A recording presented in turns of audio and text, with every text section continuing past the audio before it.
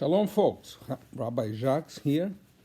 Today is the 27th of January. It's a Thursday. And today is the International Holocaust Remembrance Day. A day that when you think about it, speaks about the hypocrisy of the world, because it's the day that Auschwitz was liberated. I think it's important to contrast this day, the day the rest of the world, the United Nations chooses to observe, as compared with the Jewish date, Yom HaShoah. Yom HaShoah is the day of the marks the uprising of the Warsaw Ghetto. It's the one time when, well, one of the many times, in fact, during the Holocaust, but that Jews decided to fight, not hoping to win, but rather just not to die a meaningless death, knowing that they would have eventually ended up in a gas chamber anyway, without too many weapons and fighting against an organized army. The Jews decided in the Warsaw Ghetto, and then it happened later in other places as well, like in the Bialystok Ghetto, there were uprisings to at least, cause some harm to the Nazis.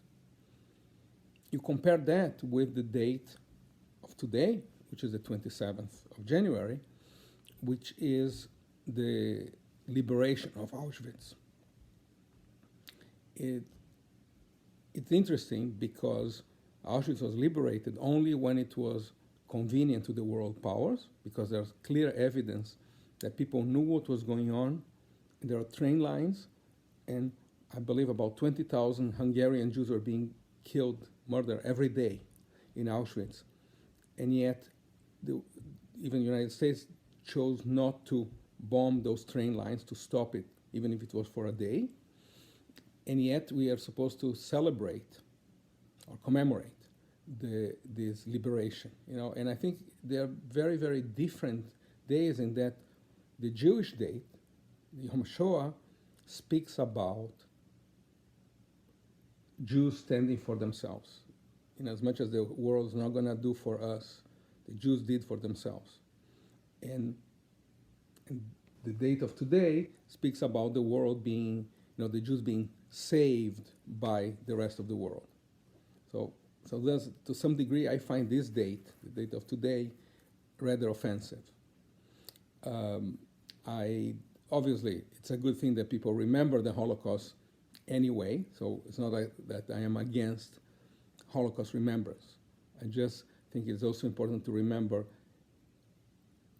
all the guilty parties. The guilty parties are not only the Nazis.